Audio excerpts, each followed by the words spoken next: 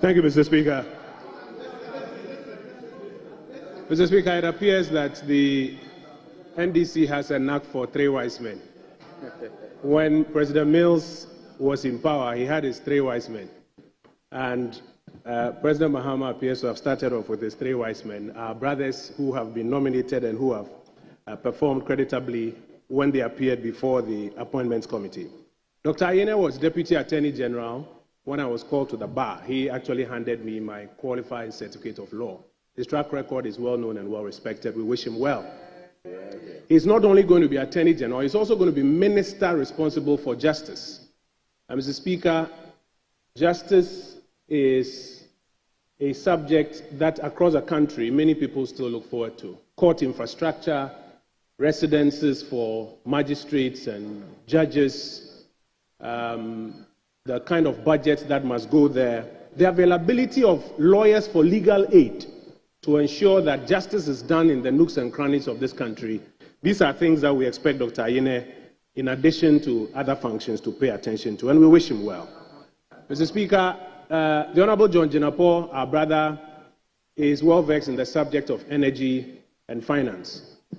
He has offered a lot of explanations about take or pay and things that have gone on in the past. Mr. Speaker, no matter the explanations you give, and I speak as a former member of cabinet, a few lessons that we can share with our colleagues. No matter the explanations that you give, what the people of Ghana are waiting for is that fuel prices don't go up, the electricity prices don't go up, the fuel is available at the pumps, that the lights don't go off. We wish our brother well, and we hope he delivers in that area. Mr. Speaker, the Honorable Dr. Atuforsen spoke about four things that I want to briefly comment on. One was on raising revenue. The Honorable Dr. Atuforsen says that his target is to move tax to GDP ratio from 13% to about 18%. That's about 500 basis points. Mr. Speaker, 1% of GDP is about 10 billion Ghana cedis. So to move it from 13 to 18 is about 50 billion Ghana cedis. At a time when, as we have agreed across the political divide, some tax handles should be removed. E-levy, COVID, betting. E-levy and COVID alone, nothing less than 20 billion. So what he's promising us is that he's going to take away about 20 billion from the revenue handles, but still grow it by another 50. We are hoping that he will do that without introducing new taxes or renaming some of the taxes. And whatever he will do in that area, we will support him and help him. If it works well and Ghana moves to 18% of GDP, it works well for all of us. Mr. Speaker, he spoke about expenditure cuts and says that he's committed to it. On this side of the House, we had already advertised that we are looking forward to about a cut of 3% of GDP. So we'll be looking forward to the expenditure cuts that he will present in his first budget, and we'll help him to achieve it. However, Mr. Speaker, whatever cuts we do, we should ensure that quality of projects are not being sacrificed. We should expect that ongoing projects that are delivering value to Ghanaians are not sacrificed. Yesterday, the Honorable Agboja at his vetting mentioned that commitment on roads is about 100 billion. That means about 100 billion worth of road projects ongoing. These cuts, we are hoping, will not lead to a stop of the major critical road and other infrastructure projects across the country. Mr. Speaker, the third thing he spoke about, which I want to briefly comment on, is debt management. That under his administration, they will do better in debt management. At the same time, he's considering taking some more money from the IMF. That's not a grant, that's debt. What is that debt going to do? Worsen our debt situation or improve it? So, Mr. Speaker, we'll be looking forward to these things and helping our brother Ato to achieve those objectives. And finally, the respected minority leader drew attention to the fact that when the president issued the EI on the ministries, he said Ministry of Finance and Economic Planning. But when he issued the communication to the Speaker, he said Minister responsible for finance. We will urge our brother to avoid the trap of creating the impression that he is responsible for the economy. The minister responsible for fiscal policy, the minister responsible for finance, like my brother Ricketts knows, is the minister responsible for fiscal policy, not the whole economy. There are external economic developments that he doesn't have control over. There are things happening in the monetary policy space that he doesn't have control over. There are real sector economic issues in other areas that other ministers will be taking decisions and impacting the economy. He doesn't have control over that. So from our lessons, we wish them well. We will give them all the support that we can. If it works well for all of us. And with these few words, Mr. Speaker, we will support the motion that our brothers be approved to take up their position. I thank you, Mr. Speaker. On behalf of Democracy Hub, it's my distinguished honor to welcome you all to this groundbreaking policy event, the case for a new constitution. Today marks the beginning of a critical journey, one that invites all of us to engage in meaningful dialogue about the future of governance and justice in Ghana. This event is not just a gathering of minds. It is the first step in creating an intellectual community committed to reimagining our nation's constitutional framework. As we embark on this journey, we are guided by a singular vision, a new constitution for a new generation.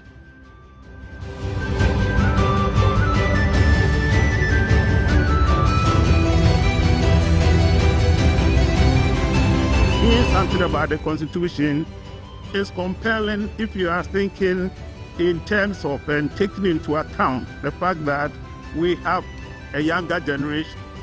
Those of us, people in my generation, who had experienced life under authoritarian military regimes and the like, may have a different attitude to the democratic system we have today. That may not apply necessarily to the younger ones. A new constitution offers us an opportunity to do more than revise. It allows us to redefine. It is a chance to articulate a vision for the future that is rooted in the experiences and aspirations of today's Ghanaian. It provides a platform for an inclusive dialogue about the kind of society we want to build and the values that should underpin it. Question is, if you take the entire constitution and the things Oliver mentioned there, the recommendation is 478. So the recommendations alone are even more than the entire articles of the Constitution, which tells you that there's a fundamental conceptual problem.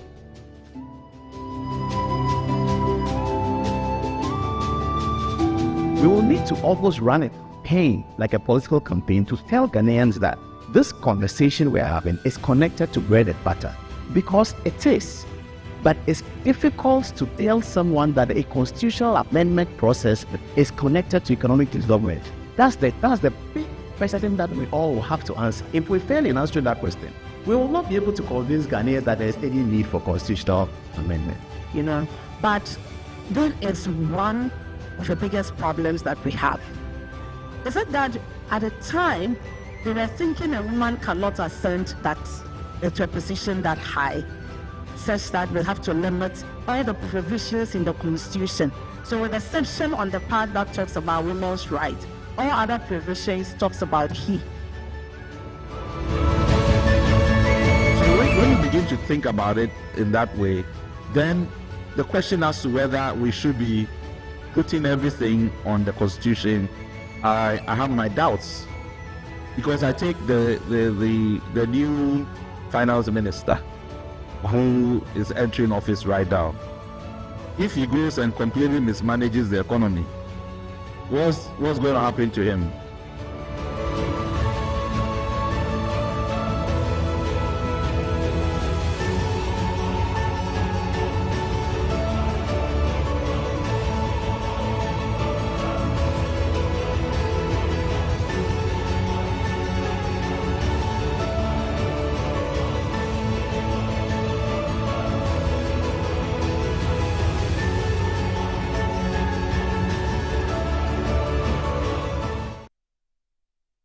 Me would get a come here. Send with all due respect.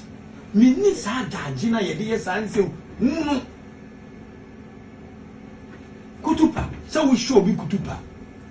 So we show be Kutupa, so we could gain some money.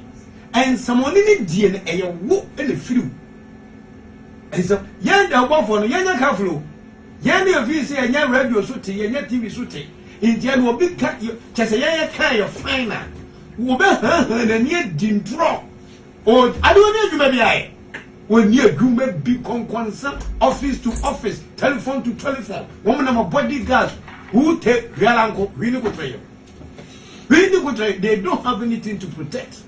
Into a money you go and farm. Near Abraham say was it done shepherd no womb. Why the cars are an assembly? Why the cars are an assembly? We live in a nation that some of the media guys think they are above the law. What is that, Captain Smart? You need their orgy. What me invade will be privacy.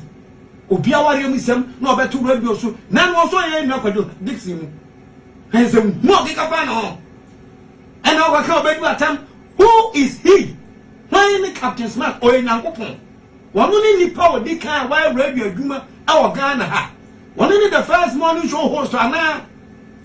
Masa give us a break. Tell me catch them memories among Tonko or Blasi go face. Jesus Christ of Nazareth. Where do you see Ghana? Any panel would say 77 previous a 9. Any panel would say 9. Into radio TV, no more transfer. Munya anything positive to discuss. Dansa ube samba kutu paso mkodi say way. Any pan kwasabe eyegina mwa. Any pa we dwie abon tosa. Na hu kwasam. Ena me so hwie nyans wo yo so nyansa bebe pa da ni jifo. Ya so some crofo bi so Ghana ha yan komasem. Ano manu aya and for some governor so this nation does not belong to any single radio presenter or TV presenter. No single radio presenter or TV presenter owns Ghana. No one. Mo amunni djuma bi di na mo jeje santa ka ujebro. Me odi anka ko me I don't have time for that. But say you bet na wa kan no atum. Na nipa bia no mu asem. Ebe ma nipa nso awu a. Na ye nyina ti radio so ne kan no tuma. Ye hypocrite. Ye nya atrom. Captain Smart in say who a wadi asem abunu kutupa. No makwa wi. Say ye tena Ghana ha kan no tuma. Ye nya atomfo. No one should fear Captain Smart. One no be ancho and what guy one mun no bia no wo bia mo Ghana ha. People go for fun penny for some like it come one some can party boom. Just so Jesus Christ of Nazareth. Are we being a nation or we are building people who can just shout on top of their voices and encourage the youth when encouragement, inciting the youth. Every say a wool baby as what it does a radio presenter be I could tell radio so TV so I catch him say Monko go face of Wasi. It's a man when running. Say even Pona and Penfon Homonia, I don't hear from the council. Many pound sir arise. We will listen to Honorable Kojo Ponkoma. Thank you, Mr. Speaker. Mr. Speaker, it appears that the NDC has a knack for three wise men. When President Mills was in power, he had his three wise men. And President Mahama appears to have started off with his three wise men, our brothers who have been nominated and who have performed creditably when they appeared before the Appointments Committee. Dr. Ayene was Deputy Attorney General when I was called to the bar. He actually handed me my qualifying certificate of law. His track record is well known and well respected. We wish him well. He's not only going to be Attorney General, he's also going to be Minister responsible for justice. And Mr. Speaker, justice is a subject that across the country many people still look forward to. Court infrastructure, residences for magistrates and judges, the kind of budgets that must go there, the availability of lawyers for legal aid to ensure that justice is done in the nooks and crannies of this country. These are things that we expect Dr. Ayene, in addition to other functions, to pay attention to, and we wish him well. Mr. Speaker, the Honorable John Jinapo, our brother, is well versed in the subject of energy and finance. He has offered a lot of explanations about take or pay and things that are going on in the past. Mr. Speaker, no matter the explanations you give, and I speak as a former member of cabinet, a few lessons that we can share with our colleagues. No matter the explanations that you give, what the people of Ghana are waiting for is that fuel prices don't go up, the electricity prices don't go up, the fuel is available at the pumps, that the lights don't go off. We wish our brother well, and we hope he delivers in that area. Mr. Speaker, the Honorable Dr. Atuforsen spoke about four things that I want to briefly comment on. One was on raising revenue. The Honorable Dr. Atuforsen says that his target is to move tax to GDP ratio from 13% to about 18%. That's about 500 basis points. Mr. Speaker, 1% of GDP is about 10 billion Ghana cedis. So to move it from 13 to 18 is about 50 billion Ghana cedis. At a time when, as we have agreed across the political divide, some tax handles should be removed. E-levy, COVID, betting.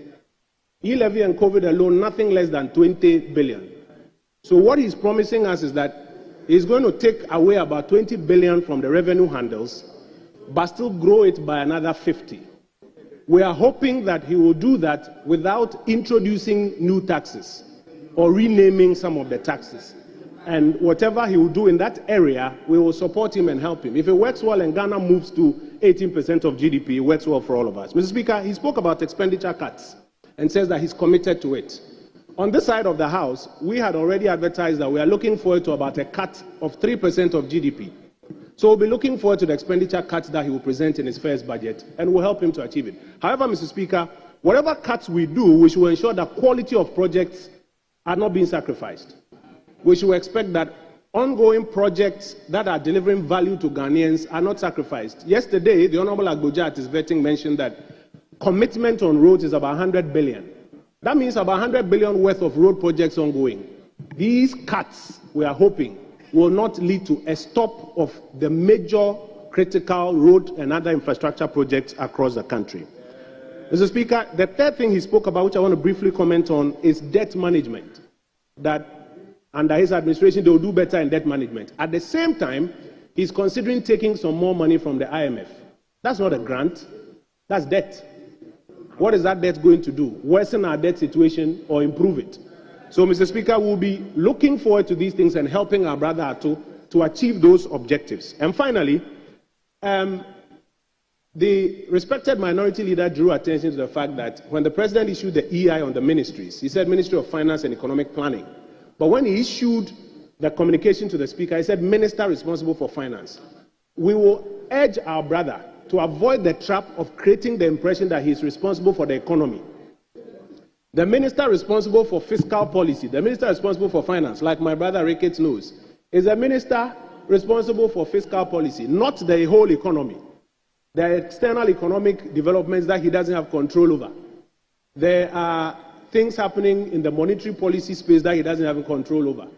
There are real sector economic issues in other areas that other ministers will be taking decisions and impacting the economy. He doesn't have control over that.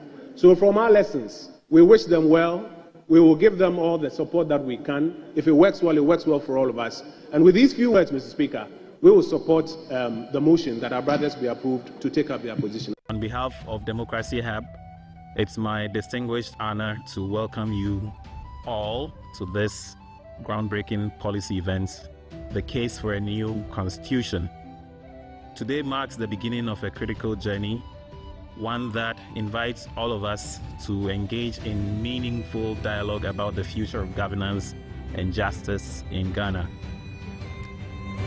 This event is not just a gathering of minds. It is the first step in creating an intellectual community committed to reimagining our nation's constitutional framework. As we embark on this journey, we are guided by a singular vision, a new constitution for a new generation.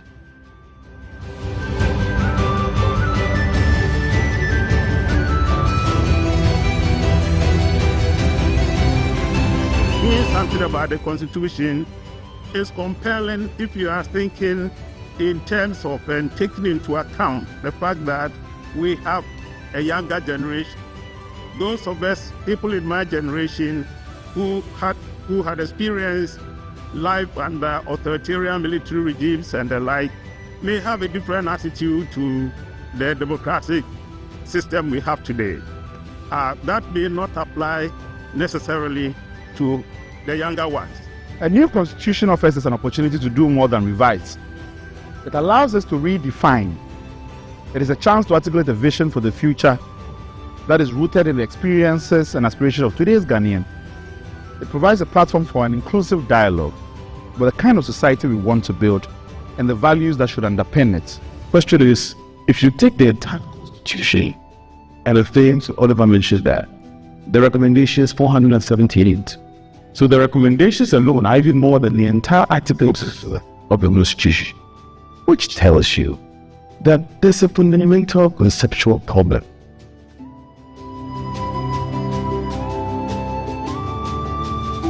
We will need to almost run a campaign, like a political campaign, to tell Ghanaians that this conversation we're having is connected to bread and butter, because it is. But it's difficult to tell someone that a constitutional amendment process is connected to economic development. That's the big question that we all will have to answer. If we fail in answering that question, we will not be able to convince Ghanaians that there is any need for constitutional amendment. But there is one of the biggest problems that we have. Is it that at a time they were thinking a woman cannot ascend that into a position that high, such that we have to limit all the provisions in the Constitution. So with exception on the part that talks about women's rights, all other provisions talks about he.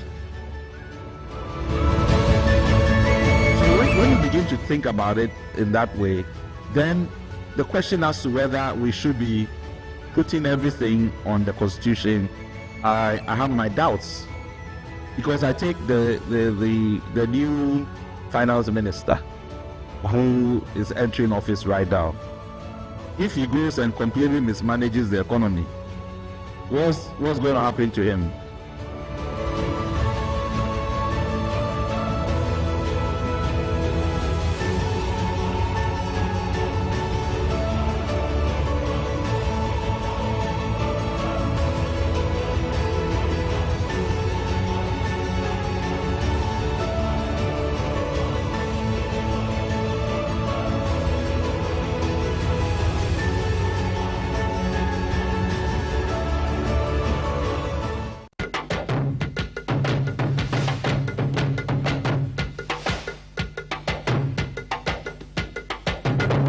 Attention all farmers, are you ready to take your crops to the next level? Introducing 3 effective organic composts that will revolutionize your farming practices.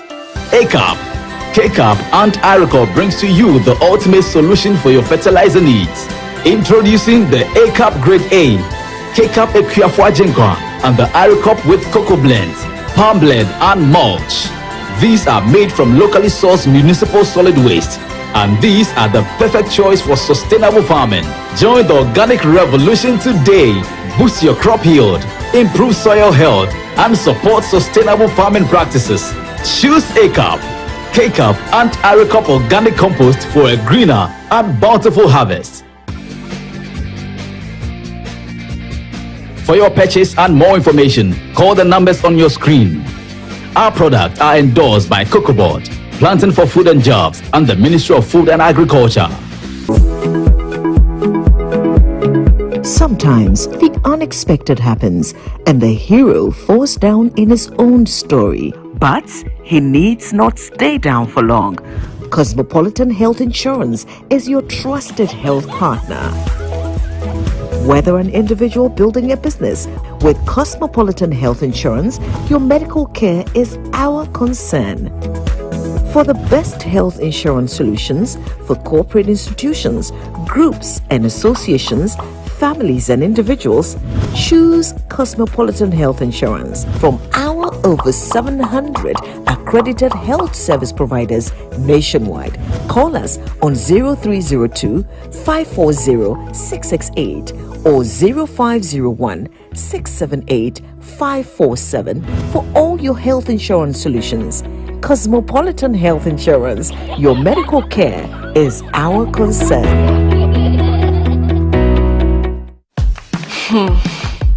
Look around.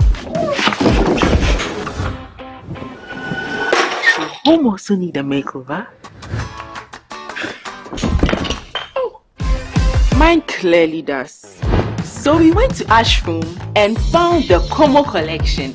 It had everything we're looking for and more. Merchant furniture for the entire home, designed with you in mind. Where's Como collection? Dressing up is just a breeze. Always ready with a perfect accessory. A magic dressing mirror. One look and you're ready to face the world. Or at least the kids. A bed perfect for young men who want A table that turns into a treasure chest.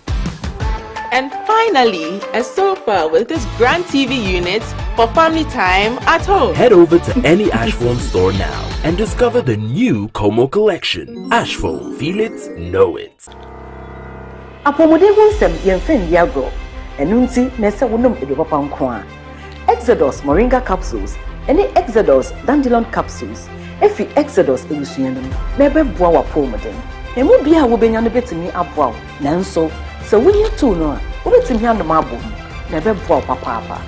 Se wonum Exodus moringa capsules na Exodus dandelion capsules. Eboa mamoja di efusani yie. Na afei ebusi wo immune system no na kweti ayarewa ahodo. Minim yie se nipa dodo na nim dia moringa etimi ye. Na dandelion so ye nim. Enunti menkasa bebre. Enye mma apemfo. Ana abatan a oma enifo. Ana abofra a onya emfidumi. Exodus ehwo dansi die dos.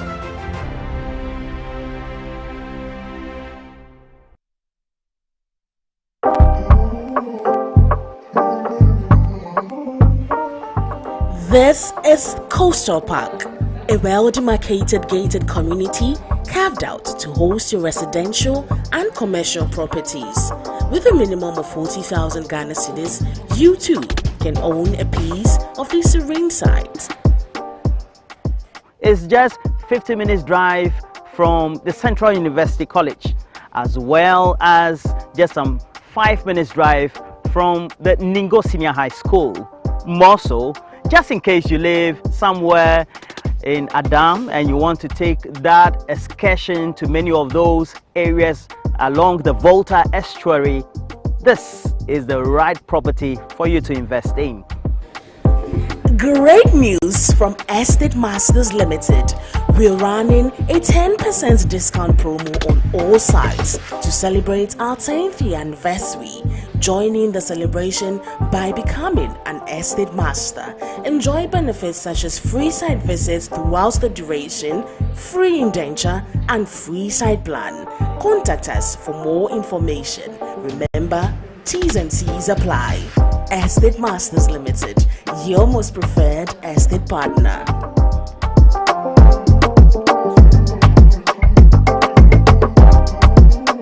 A friend on the pot.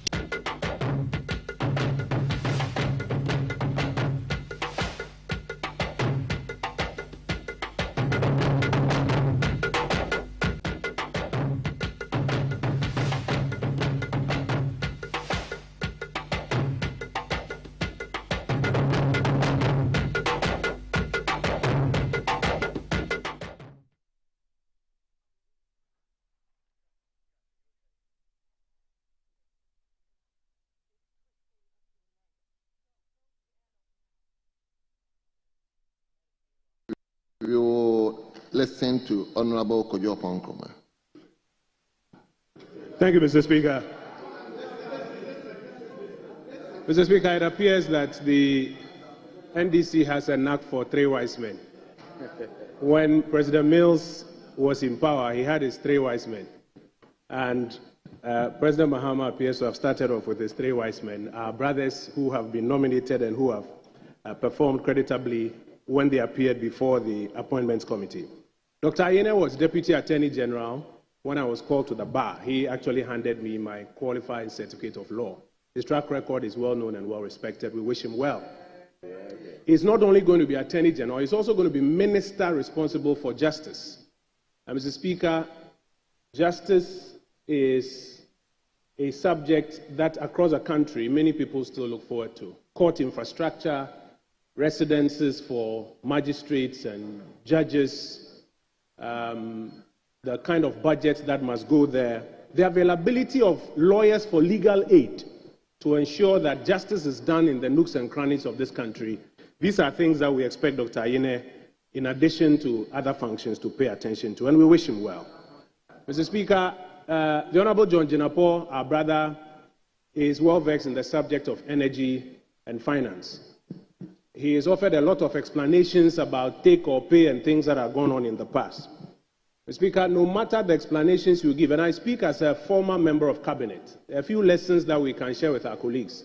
No matter the explanations that you give, what the people of Ghana are waiting for is that fuel prices don't go up, the electricity prices don't go up, the fuel is available at the pumps, that the lights don't go off.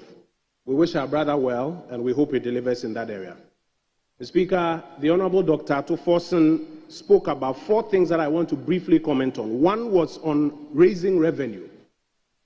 The Honorable Dr. Atuforsen says that his target is to move tax to GDP ratio from 13% to about 18%. That's about 500 basis points. Mr. Speaker, 1% of GDP is about 10 billion Ghana cedis. So to move it from 13 to 18 is about 50 billion Ghana cedis. At a time when, as we have agreed across the political divide, some tax handles should be removed. E-levy, COVID, betting. E-levy and COVID alone, nothing less than 20 billion. So what he's promising us is that he's going to take away about 20 billion from the revenue handles, but still grow it by another 50. We are hoping that he will do that without introducing new taxes or renaming some of the taxes. And whatever he will do in that area, we will support him and help him. If it works well and Ghana moves to 18% of GDP, it works well for all of us. Mr. Speaker, he spoke about expenditure cuts and says that he's committed to it. On this side of the House, we had already advertised that we are looking forward to about a cut of 3% of GDP. So we'll be looking forward to the expenditure cuts that he will present in his first budget, and we'll help him to achieve it. However, Mr. Speaker, whatever cuts we do, we should ensure that quality of projects are not being sacrificed.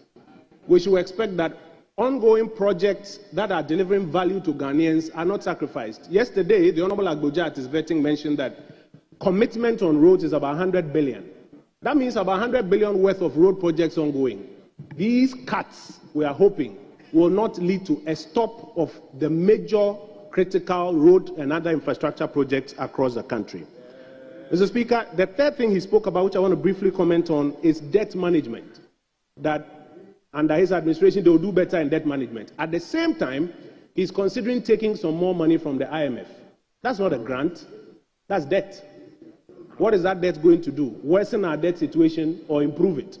So, Mr. Speaker, we'll be looking forward to these things and helping our brother Ato to achieve those objectives. And finally, the respected minority leader drew attention to the fact that when the president issued the EI on the ministries, he said Ministry of Finance and Economic.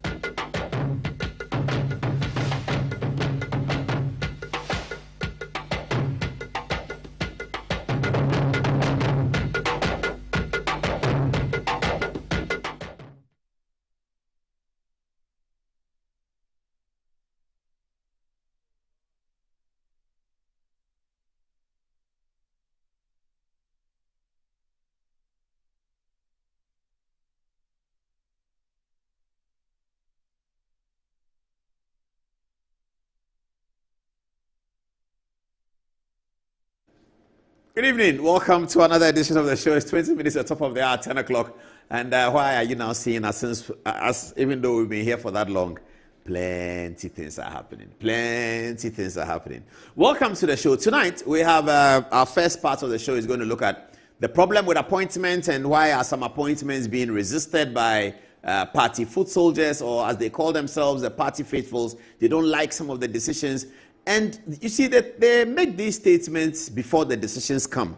It means that somebody who is part of the decision-making process is telling them that, what's his name again? Fianco? Mr. Fianco is about to be appointed as the boss of the NCA. Tonight we had a podcast here that we'll show to our viewers. It's a short one on MPP, and then we'll deal with that. But this one is NDC. I'm not sure why the foot soldiers, or we the foot soldiers, think that the person making the appointment doesn't know who he is dealing with. The person who is making the appointment and the key people who are making the appointment, they very well know who this man is. They know who Fianco is. They know his capabilities. They know him. They've dealt with him. Maybe the ways in which Mr. Fianco has dealt with the leadership of the party is not the same way in which the foot soldiers know him. The foot soldiers may not know him. But this is a group of people who are running a show. You see, they are running an election. So yes, I'm full soldier. I went to campaign in Ashaman. Fianco was not there when I was campaigning. It was raining and the rain beat me and I campaigned for NDC. And now NDC has won elections and you go and bring this man who came to close down Radio Gold to come and be director at NCA. I will not accept it. What is the authorities looking at? The authorities are looking at, we have NCA to manage. So MPP has managed NCA for 8 years. We are taking over NCA. Who and who have the critical skill that will make us take over the NCA in a comfortable way? And the most important question, can we trust them? They ask those questions before they talk about Fianco. So this democracy, and I'm leading this to the conversation we had at British Council Hall on Tuesday, which I'm going to be showing to you in some detail today, about the Democracy Hub issue of constitutional amendment. So this is the thing. The center here, President John Dramani Mahama, before he decided, I don't know whether he's made that decision, but that's what the information came out this morning, that he was preparing to make the decision, and Party Fuso just said he shouldn't make the decision. I know that Party Fuso just want Atab Watson for the job. I know that Atab Watson is competent. I know him. He used to be at NITA under President Mahama's first term. In fact, Atab Watson and Sam George used to sit on the same board at NITA in 2016. So Atab Watson is also in the technology space, and apparently he did a good work with the NDC during the 2020 first of all and 2024 election. So Atab Watson is qualified, competent to occupy. But if President Mahama was thinking about giving the job to another person called Engineer Reverend Fianco, there has to be, President Mahama is not going to give a job to somebody that he doesn't trust. He's not going to give a job to somebody that he doesn't know. He's not going to give a job to somebody that if they ask him a political question, is he going to answer it blue or white? President Mahama will know all those. Every president will know that before he tries to give the appointment. But this is what has happened in our democracy. The top is talking to some people and the down is not aware of it, and they cannot be aware. You see, because when you go to cast your ballot, somebody must decide in a room that on voting day, what are we going to do? Bring this guy, bring this guy. Voting day, we have 38,000 polling stations. How are we going to man the 38,000 polling stations? Bring a system, a model that allows us to cluster the 38,000 polling stations into 21 out of 38,000. Each of the 20 now will be led by this person. That person will do this. This one will do that. And then when the results come in, we are not going to allow the opponent to cheat us. Every vote that is for us will be counted for us. They make those decisions. In making those decisions, some people help them. First of all, please, are we together? Are we together? I mean, I'm one of you. Are we together? In making those decisions, when the center is making those decisions, some people help them to make those decisions. And I'm going to show you a video where Professor Kofi Abochi is saying that some people have won elections right now. Some people funded that election. They expect to be paid back. How are we going to pay them back? So this is the problem. So, Mr. Fianco, how are you? I know that you're a great engineer, and I know that you have worked loyally for the state of Ghana, because Fianco has worked in NDC and NCA. He was thought to be very important to the NDC, NCA. MPP came. Mr. Fianco was thought to be very important to the MPP, NCA. So you can tell that this Fianco man has something professionally that both systems really want. And now a system has come in place that knows him so well that they think that he should lead. But the Fuso just said no. So I'm hearing that the decision has changed. Power to the people, they say. Power to the people. Okay, another one here. NDC group decry appointment of Anthony Kwesi Sapon as acting Ghana Revenue Authority boss. What is the crime of Anthony Kwesi Sapon? Anthony Kwesi Sapon, they say is MPP. So they don't want him there. But fellow viewers and foot soldiers, a president of Ghana, having fought this election, won the election by 100%. You think that he doesn't know what Ghana Revenue Authority means? And this is a former president, former vice president, former minister. You think he doesn't understand what Ghana Revenue Authority means? What GRA means to the success of his government. This is a government that has promised tax cuts. They promised to cut e-levy. They promised to cut betting tax. They promised to cut all of these taxes that are generating revenue for a developing third world economy. Every developing third world economy means that they need so much money. And this is a government that is promising to cut the tax because the people thought that the taxes were unbearable. And the government's promise to cut the tax resonated with 57 point something percent of the total voter population of 18 million people. Now, the man becomes president of Ghana. You really think that he doesn't know what to do with Ghana? That he's going to bring an MPP guy to be GRA boss in such a critical situation?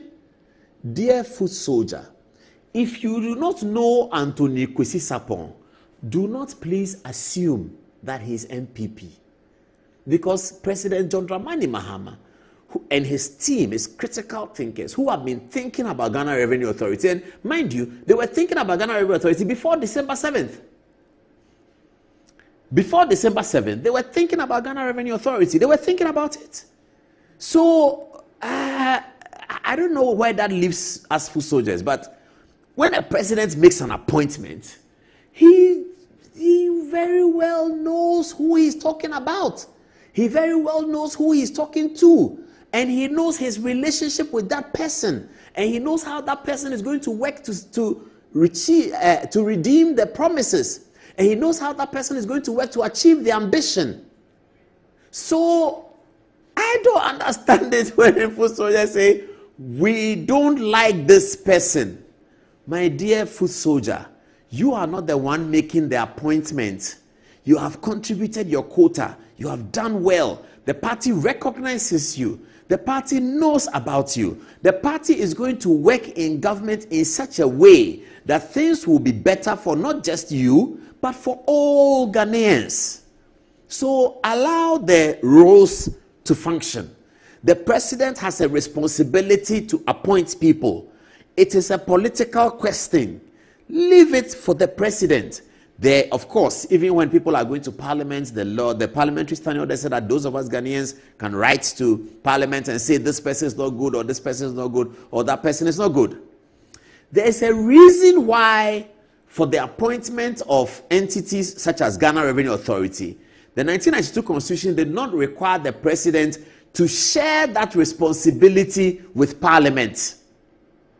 When the president is appointing ministers, deputy ministers, common fund administrator, the National Constitution requires the president of Ghana to share that responsibility with Parliament according to Article 78 and 79 of the 1992 Constitution. 78 is the appointment of ministers. 79 is the appointment of deputy ministers in consultation with the minister appointed under 78. The Constitution said so. When the Constitution established the Ghana revenue system, it did not require the president of Ghana to appoint the GRA executive with Parliament. When it established Tema Oil Refinery, Ghana National Petroleum Company, Ghana Airport Company, Ghana Cocoa Board, the National Constitution did not find reason to say that His Excellency the President should share the decision of these appointments with Parliament. So when he appoints a GRA executive, it's a fait accompli.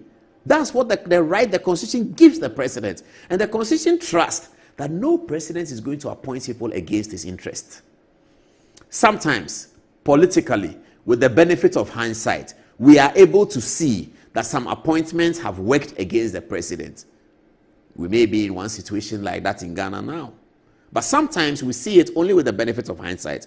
And even that, it is aspects of the person's characterization and disposition. It may not even be the person's substantial work. It is his disposition. And because when you are appointed to a public office, the office is public. That's really what it means. It's public. It's not a company that belongs to a group of people, shareholders. It's a public company that belongs to all Ghanaians.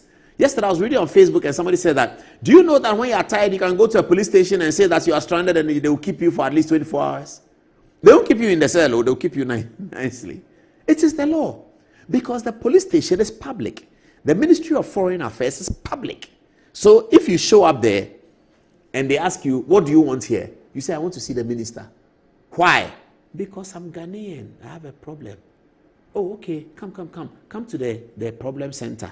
Then they take the problem center. They say, okay, what's your problem? You say that I'm a Ghanaian student, I came from Cuba. Then they say, oh, okay, that's why I want to see the minister. All right, this one, you can see the chief director. He's here. He's responsible for that. So go to room 219 and wait. They will mention your name. This is your number 52. You go to room 219, you're sitting down, they say, number 52, come to window 71. Then you go to window 71. You're a Ghanaian. That's why you're the Minister of Foreign Affairs. Okay, is your name so and so? Yes, you said you're a Ghanaian student. Okay. We just spoke into Cuba. Everything is sorted. But the minister has a message for you. This is a thank you card the minister says we should give to you. And they do it in America all the time. I'm talking about America, please. So when I say window 71, they do it in America all the time. You go to a state department in America, you finish, and there's a card signed by the minister.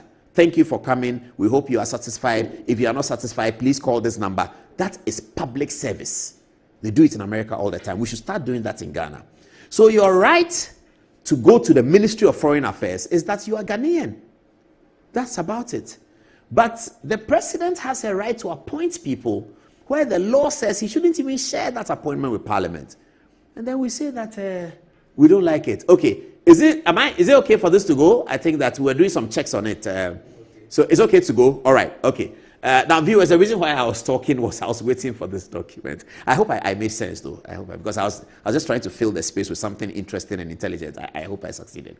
We got this document, which everybody has seen. So in the studio this evening, we're just about to use it. So we looked at it and we thought that, no, let's do a final check. Because these days, these things come up. You don't know where it's coming from. So we said, let's do a very, very final check. Is there any way to check? And then they said there's a phone number there. We said, okay, call the guy. And that's it. So the program had to start. So we started, and that's when you heard me talking about GRA and all that. So now it's ready. It's a statement by NDC loyalists against injustice against the appointment of Anthony Sapon as Ghana Revenue Authority Commissioner General by H.E. John Mahama. So this is what I'm talking about. The people say they don't like the guy. They said they didn't want NCA. I saw some celebratory post on Facebook saying that, oh, the NCA guy, they stopped him. Then I saw another one saying that Minister Designate is currently doing blah, blah, blah, blah, blah, blah. Okay, later tonight we're talking about constitutional amendments and the program that we had on Tuesday. It was fantastic. All the videos are ready for your edification. If you like the video, send us money. Go to your Momo, send Good Evening Ghana, something, Momo. 1 cedi. Okay. All right.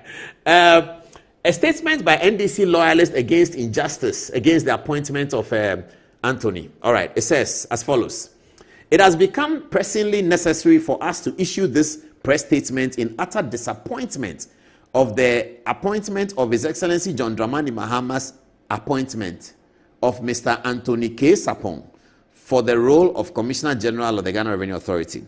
His Excellency has proven beyond doubt that he is a man who is poised to work in the interest of Ghanaians and to ensure that there is an equal distribution of his selection of appointees or nominations for critical offices of public service.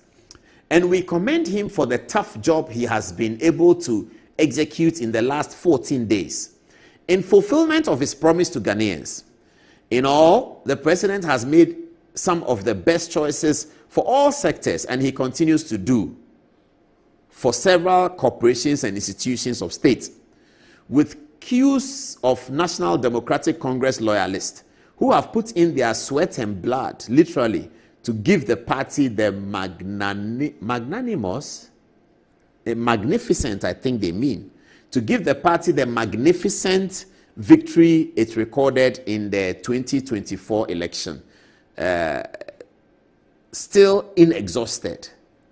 Hey, this thing is becoming difficult to understand. All right, let's move on.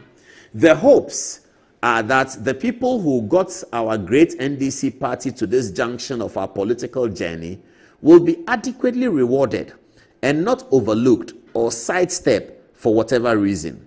But it has appeared that His Excellency John Mahama has failed to live up to the confidence that we have all placed in him, specifically in relation to his appointment at the helm of the Ghana Revenue Authority.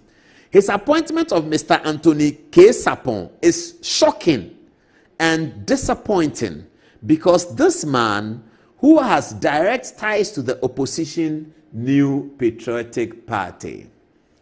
In fact, Sapon was appointed by President Nana Addo Dankwa Akufo-Addo to serve on the Institute of Chartered Accountants Ghana, ICAC, in September 2020. But is that one a political thing? Institute of Chartered Accountants. Oh, viewers, right. The guy who wrote it, maybe we have to call him. It's a chartered accountant's appointment. I'm not sure it's political. But anyway, let's move on. What makes this the more troubling is the fact that such a person who served together with other known MPP-aligned personalities like Mrs. Mame Yatiwa Adodankwa, who also became the boss at the Economic and Organized Crime IOCO, will be given such a distinguished political appointment ahead of the wealth of other experienced NDC figures who have committed their sweat and blood to this great party, helping it win such a decisive election in 2024, as has been emphatically also represented in the Parliament of Ghana. We are, by this release, serving notice to His Excellency John Mahama that we are appalled and completely disgusted by this appointment to the GRA and demand that he, as a matter of urgency, recalls this appointment or risks facing unpalatable protest from us.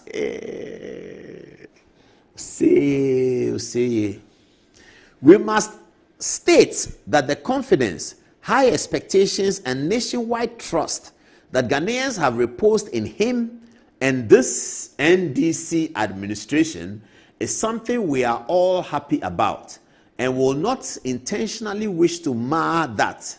But if such moves as what has happened at GRA persist, we will be pushed to the wall to do so.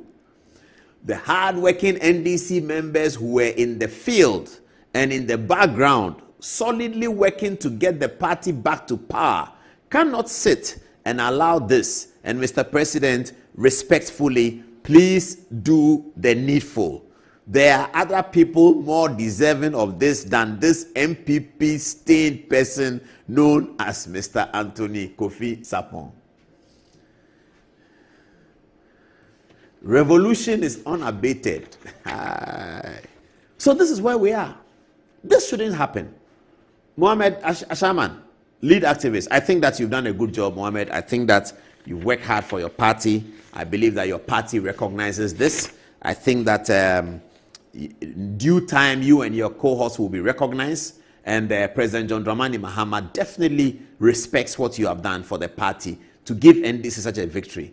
But, and it's a small but, Mohammed, you cannot threaten the president publicly because you belong to his party. You can't do that. That's not the democracy we are building. You cannot do that. You cannot threaten the president like that. You can't. So I beg you, I'm sure that all the NDC top executives, from Sami Jainfi to everybody, they all recognize the work that Mohammed Ashaman has done. You and your people. And we saw the votes in Ashaman. I'm sure that your activities was not just in Ashaman. You cascaded it to Tema West, Tema Central, Tema East. You probably moved to Nungwa, where you may have met me on the street, on opposite sides. We fight some more. And then you moved to Teshi. And you cleaned up all of those seats. So, Mohammed, you did a fantastic job. And that's what democracy is about for young people. Being involved. Being active about who you want to be parliamentarian, who you want to be president, who you want to be vice president, being interested. That's what it should be about. And that's what gives us a great future for democracy. But you cannot, on the basis of that, issue a public threat to the president of Ghana that he didn't appoint somebody, that he has appointed somebody. That responsibility is given to the president by the constitution and by the law. So please, we cannot do that. If you have a problem, you can write to Felix Kwachi Ofosu. Write a letter. He is the Minister of State for Government Communications. Mr. Kwachi Ofosu, my name is Mohammed Ashama. I'm in Ashama constituency. Salam Mustafa is my boss. You know him. Please, we are not happy with this your GRA appointment. Tell President Mahama that we are waiting for him in Ashama. He should come so that we can cheer him on because we have won a victory. His thank you tour, we are waiting. But we don't like this appointment. He should change it. You can do that, but you don't issue a public statement. Because John Mahama is no longer the NDC leader. He's president of Ghana. That's what he is. If I travel to Sierra Leone and they say, how many Ghanaians are here? I'll raise my hand. And they say that, who is the president of Ghana? I will say it's John Dramani Mahama. If I say it's Nana Akufo-Addo, they will tell me to stand aside and wait. The plane will go and leave me. Because Nana Akufo-Addo is not the president of Ghana anymore. John Dramani Mahama is the president of Ghana. So, Mohammed, when you write a letter like that, you are not writing to the NDC boss anymore. You are writing a letter to the president of Ghana. And it's unwarranted. It's a threat to the president. It's anti-democracy. You shouldn't do this. Okay. It's 10 o'clock now. I have Ebri girls also in the studio. But Afenyo Markin seems to be nailing it a little bit on this one. Why are we having all of these challenges with appointments? It didn't used to be really part of our conversation. Those of you who are as old as I am or older, it wasn't part of our conversation. Rollins, Kufuor, Mills. It wasn't a big part of the conversation as it has become today. But why? The reason is that everybody is looking at the magic number 60. And he sees that, hey, we are in 42. Ha! Actually, the thing is becoming dangerous. We are 48. Hey, then his wife is calling him in the morning. His wife is looking at him. Honorable. So today, your name will not come into the thing. All this that you did for the party. Then Honorable is wearing the NDC shirt. He has the NDC thing. Honorable's closet is NDC things in Kwa. All over NDC. And then Honorable, today is January 22. Honorable is going to Parliament this morning. Honorable tells his wife that, honey, I'll be back. He said, honey, you'll be back. It will maybe. It will maybe. Honey, maybe. Down there, you'll be back. You'll be back. Living at Chesam George. At Chesam Bijemfi. Be omani bo amale wachele. Bachele. Can I jame fen a chame? Achi chama fen I drew Haruna Wachela education. It will honey maybe. Oh honey maybe. Now, Madam was okay when the first list of appointments came. Madam, mother-in-law, mother, sister, brother, friends, colleagues, gang, all of them were okay when the first 3 names came. But now, we are at 51. It's left with 9. We are done. The other day too, President Mahama, when he got the small opportunity, he said, I stand by the 60. I'm not going to have more than 60 ministers. So, Charlie, brothers, what are we doing? Afenyo Markin has a simple solution to the problem. It's a beautiful, democratic solution. Alexander Afenyo says, Mr. President, this one is not a problem. We here as minority, you can call it micro-minority, you can call it zero minority, no problem. We here as minority, we will support you. Don't worry. Just apologize to Ghanaians a little bit and then have 70, even if you can do 10 more. You just apologize to Ghanaians just a little bit. I saw the comments on that. Somebody asked Afenyo Markin that Baumia said he was going to do 50 ministers. How was he going to do it? When we get to the bridge, we'll cross it. We never got to that bridge. Where we are now is John Dramani Mahama. And so Afenyo says, Mr. President, just apologize and then add 15 more, 12. We'll approve them. We'll approve all of them. Don't worry. We are here for you. We'll approve them. Anyway, I have to leave it there. That's Alexander Afenyo Markin's story. We could have a look at that one and let's put it on social media. All right. I have a Brie girls here in the studio. We'll be talking to them soon. But I wish, I wanted to take text messages. Can we do that?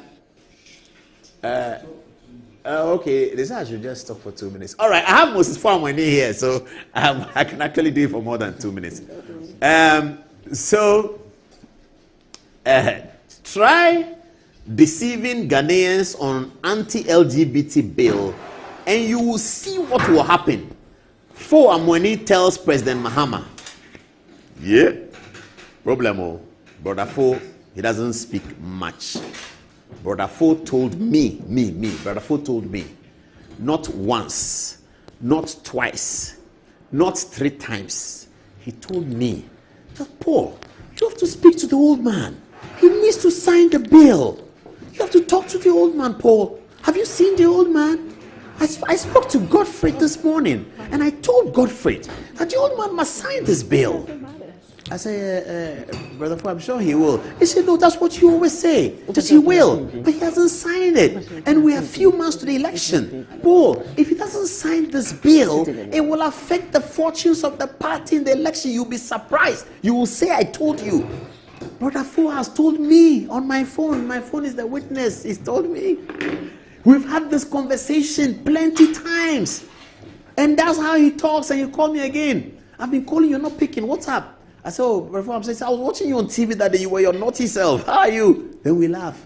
Then I'm hoping he doesn't get that. Oh, then he slashes in. Paul, this bill. I said, hey, Moses, what is all this Supreme Court shenanigans about?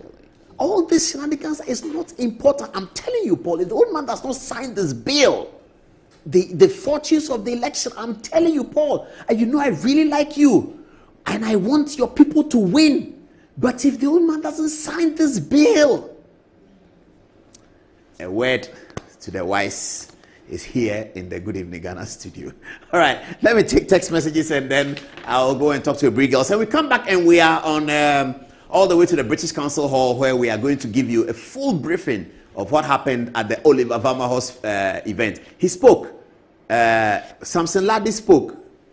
Professor Jim Abwedi spoke. Kofi Abochi spoke. Brazini spoke. Paul Adomotri spoke.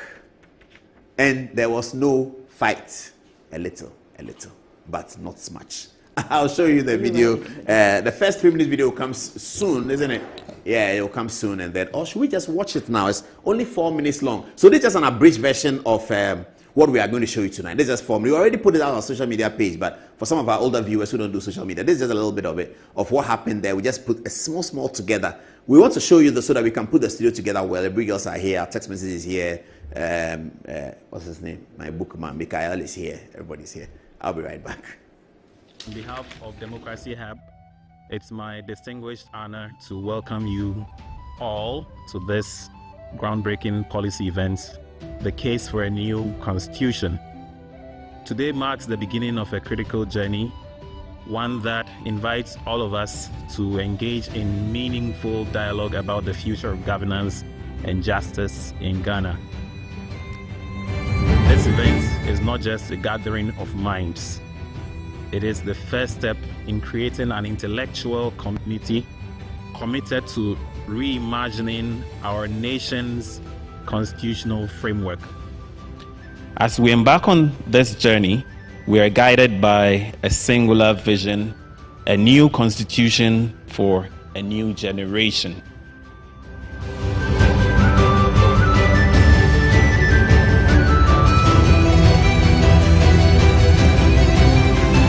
Doing something about the Constitution is compelling if you are thinking in terms of taking into account the fact that we have a younger generation. Those of us, people in my generation, who had experienced life under authoritarian military regimes and the like, may have a different attitude to the democratic system we have today. That may not apply necessarily to the younger ones. A new constitution offers us an opportunity to do more than revise. It allows us to redefine. It is a chance to articulate a vision for the future that is rooted in the experiences and aspirations of today's Ghanaian. It provides a platform for an inclusive dialogue about the kind of society we want to build and the values that should underpin it.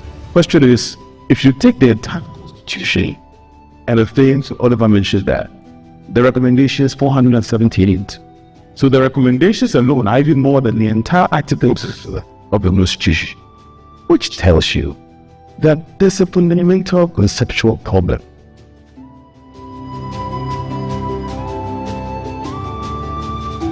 We will need to almost run a campaign, like a political campaign, to tell Ghanaians that this conversation we're having is connected to bread and butter, because it is. But it's difficult to tell someone that a constitutional amendment process is connected to economic development. That's the big question that we all will have to answer. If we fail in answering that question, we will not be able to convince Ghanaians that there is any need for constitutional amendment. But there is one of the biggest problems that we have. Is it that at a time they were thinking a woman cannot ascend that to a position that high, such that we have to limit all the provisions in the Constitution. So with exception on the part that talks about women's rights, all other provisions talks about he. So when you begin to think about it in that way, then the question as to whether we should be putting everything on the Constitution, I have my doubts, because I take the new finance minister who is entering office right now. if he goes and completely mismanages the economy, what's going to happen to him?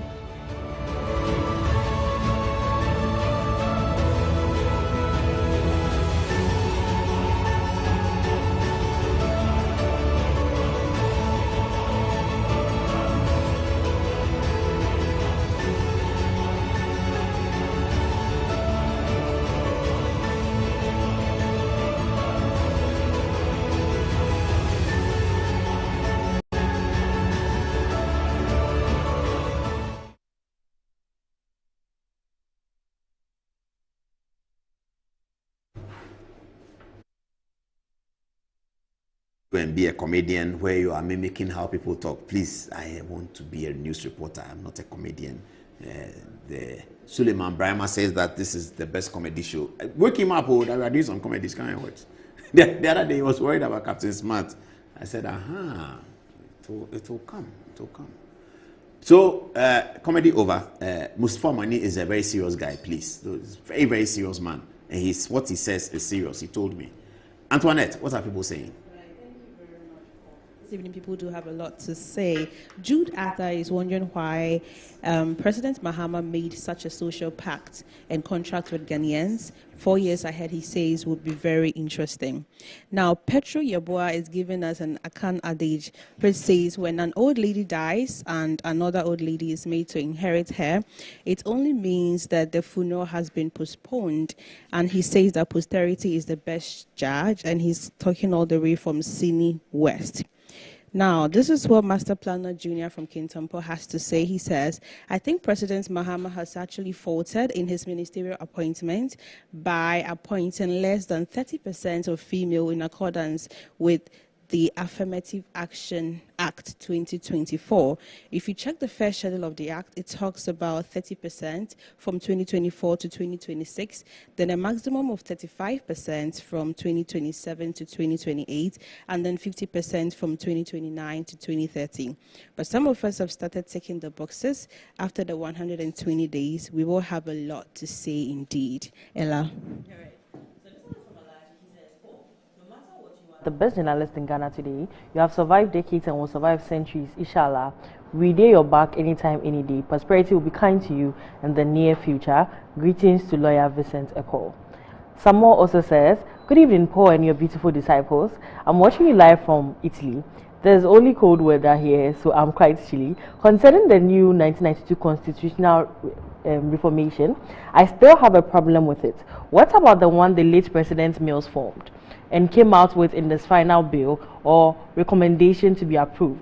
Are we consulting the traditional, religious and public input to bring other recommendations for approval? Time is of the essence. I think it will be better to protect time and financial stress by accepting and giving approval to the one the late President Mills left behind.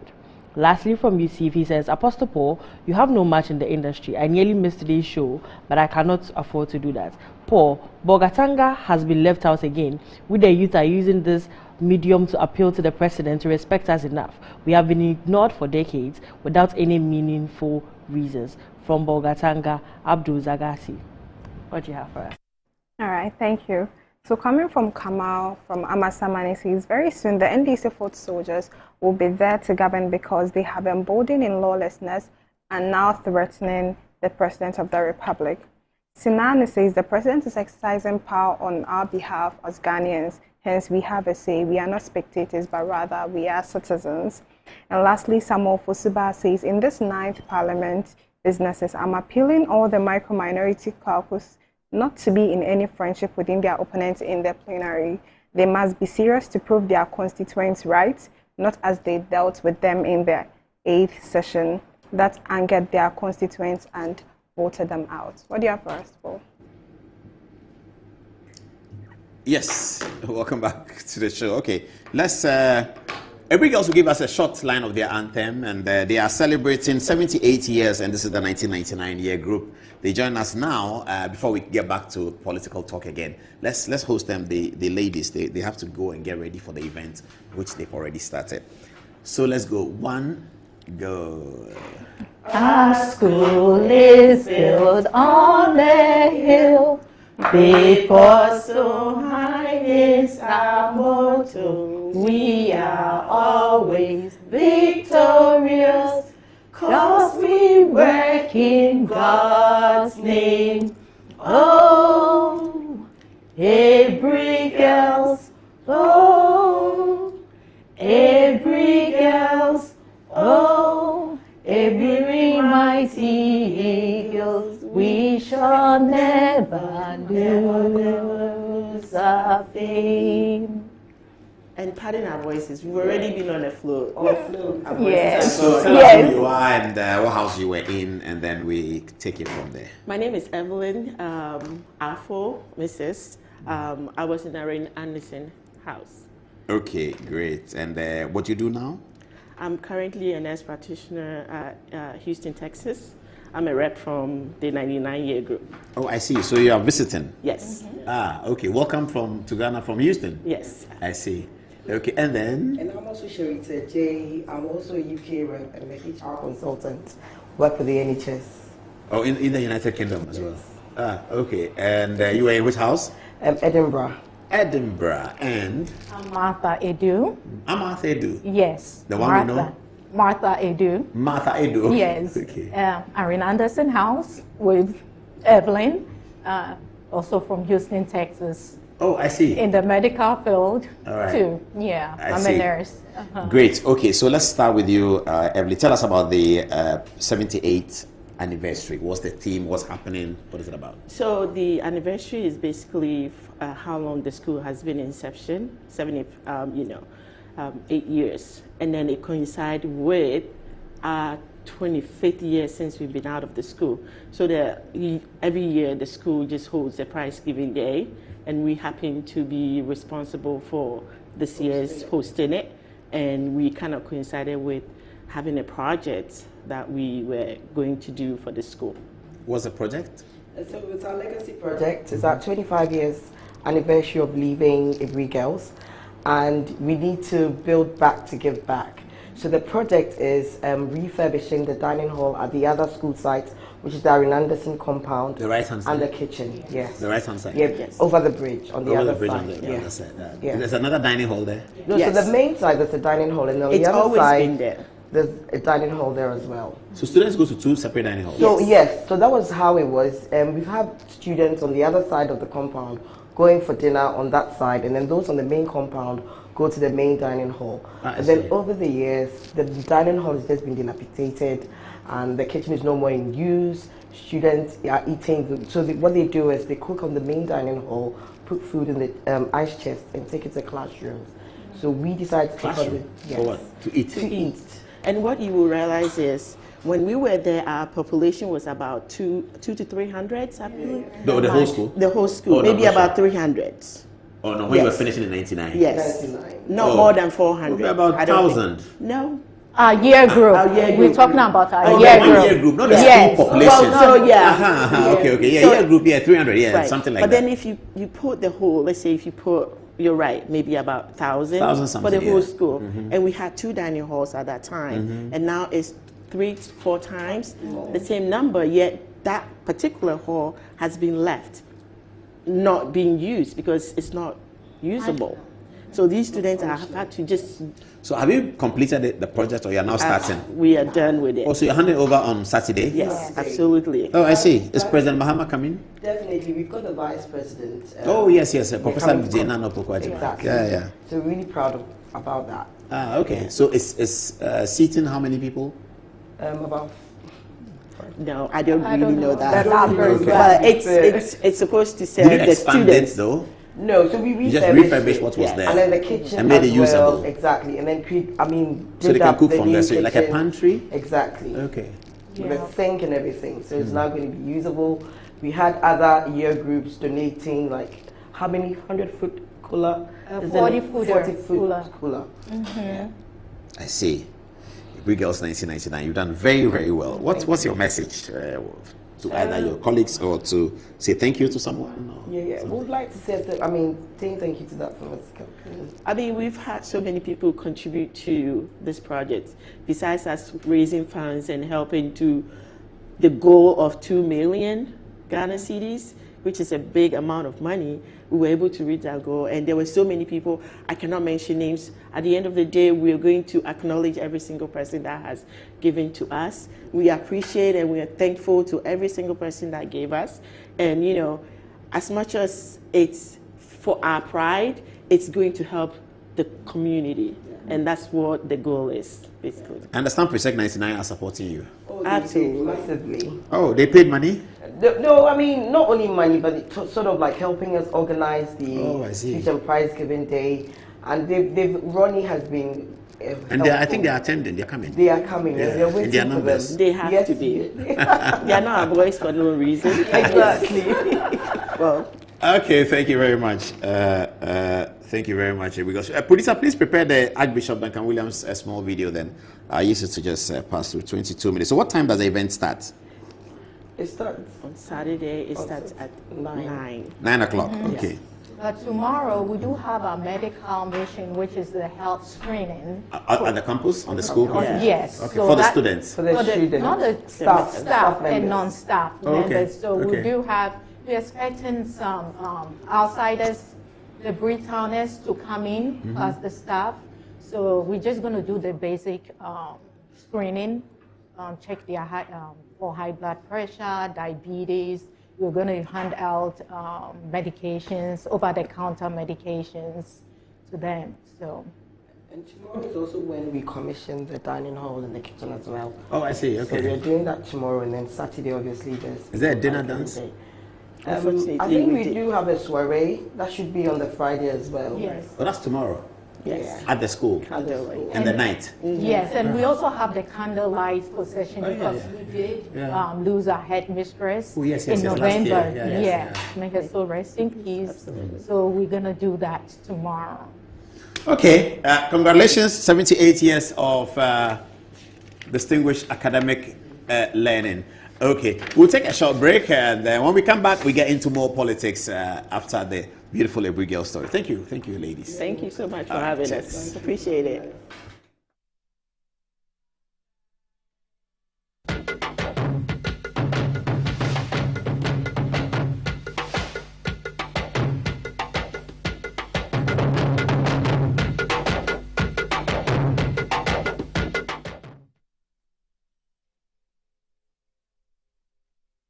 Attention all farmers, are you ready to take your crops to the next level? Introducing 3 effective organic composts that will revolutionize your farming practices.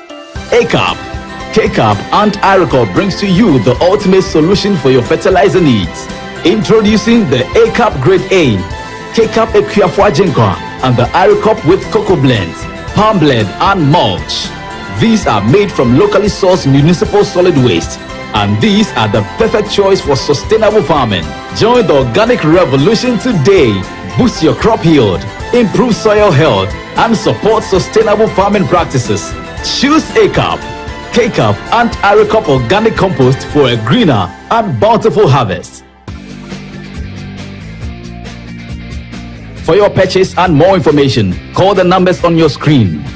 Our products are endorsed by COCOBOD, Planting for Food and Jobs, and the Ministry of Food and Agriculture. Sometimes the unexpected happens and the hero falls down in his own story. But he needs not stay down for long. Cosmopolitan Health Insurance is your trusted health partner. Whether an individual building a business, with Cosmopolitan Health Insurance, your medical care is our concern. For the best health insurance solutions for corporate institutions, groups and associations, families and individuals, choose Cosmopolitan Health Insurance from our over 700 accredited health service providers nationwide.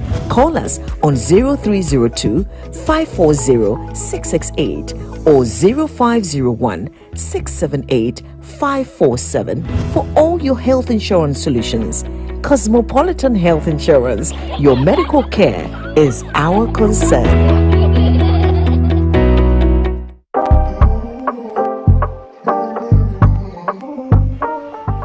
This is Coastal Park, A well-demarcated gated community carved out to host your residential and commercial properties. With a minimum of 40,000 Ghana cedis, you too can own a piece of this serene site. It's just 50 minutes drive from the Central University College, as well as just some 5 minutes drive from the Ningo Senior High School.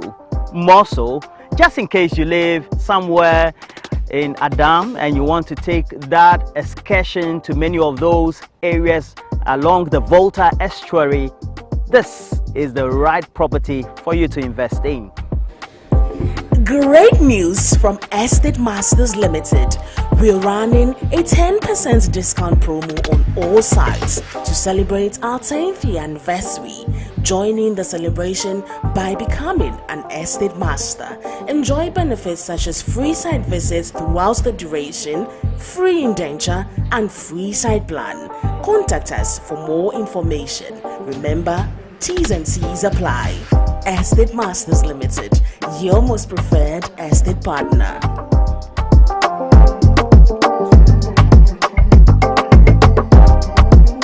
Step up with DSTV and we'll show up by giving you more incredible entertainment. Going to have a little fun. Upgrade your subscription between the 13th of January and the 31st of March and get an even higher package for a whole month on us. Buckle up, here we go. There's nothing better than putting a little bit in but getting a lot out. Time to boost some office morale. Incredible! When you want to build a future, you gotta know what you want. Step up and we'll show up on your home of entertainment, DSTV. Those are you've passed.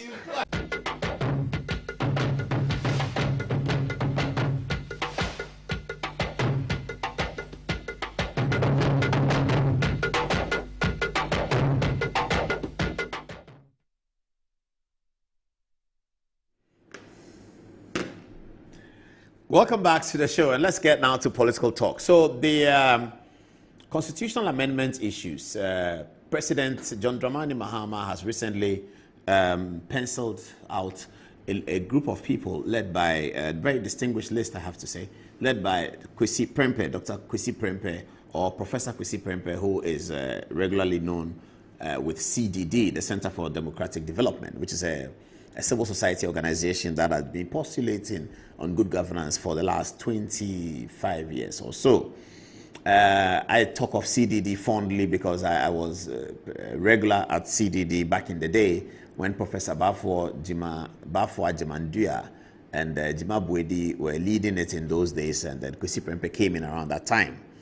Last Tuesday, it was Professor Jima Buedi who accepted the Democracy Hub's invitation to open the discussion and the dialogue to create a coalition for constitutional amendment. At the end of the process, two clear strands of opinion emerged. The convener of Democracy Hub, Oliver Vomaho Baka Hughes, the one that I've been talking about changing his name, he had a firm view that the Constitution ought to be completely revoked for a new one to replace it. And he indicated why. I'll show you some of it. Later on, either on the show or on our social media, I'll show you the 16-point Democracy Hub recommendations for a new constitution, and I will isolate the points that we agree with and the points that we don't agree with and argue why, so we can start a conversation on one of our social media platforms about this matter. I've spoken to Oliver as well. In due time, I'll be inviting him in the studio so we can have a proper discussion about these things for 1 hour, 1.5 hours, so we can sort of tease out everything clearly so everybody can see it, and then it will be a video so you can always go back to it and look at the different strands of opinion, which one you want to associate with. Because I agree with him that Ghanaian youth must start really thinking about that constitutional amendment process being more important really about what's happening right now in terms of what's happening in the democracy, because sustainability is key. If we are not able to sustain it, we are going nowhere. And what has happened in 2024's elections has lessons for the relevance, the need, and the urgency of a constitutional amendment. Clearly is there. We can talk about it when the time comes. It's 10:30 now. I'd like to show you the video. And then the other opinion from Kofi Abochi, who virtually led that side, was that you don't need to take away the constitution. In fact, Kofi Abochi alleged that, in fact, that is not even possible because Article 3 says that if the constitution is ever overthrown, it should be rewarded. The people who bring it back should be rewarded.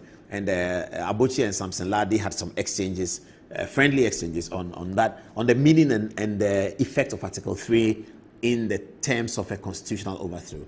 But that's very academic. We thoroughly enjoyed ourselves at the British Council Hall, and British Council is always a nice place to get very intellectual, even if it's vanity, isn't it? Here is now our edited portion of the tape and how the speeches followed each other. Enjoy it for 26 minutes, and then we get back into the studio and we'll see what's left of Good Evening Ghana's show tonight. I think this is a perfect platform for us to have the conversation with the appropriate persons. So to begin, I would like to call for the opening remarks. Keshofs and Tegbile, please put your hands together. Let's welcome him. Thank you very much, Mama V. I'm sure many of you might have interacted with me when you got here. We're happy to have you join us. Distinguished guests, ladies and gentlemen, good evening.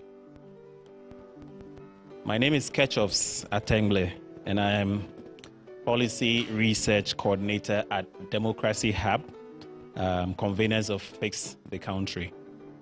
On behalf of Democracy Hub, it's my distinguished honor to welcome you all to this groundbreaking policy event, the case for a new constitution.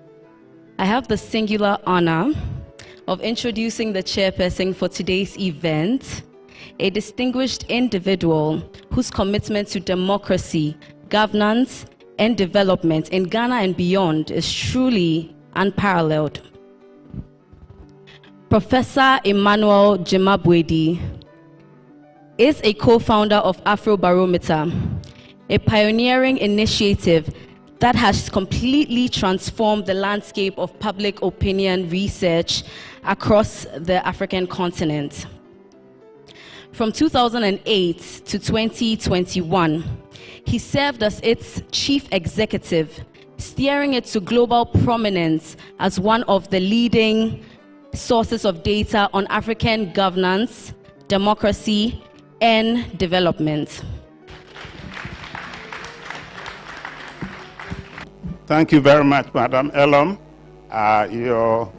Your exaggerated descriptions of me, I'm sitting here but couldn't recognize myself in all that you say. But it's always, for somebody like me, just at the beginning of my 70s, it is a great privilege. It's always an honor. It's an opportunity to be associated with anything that the new generation does, because I am certainly far from that generation.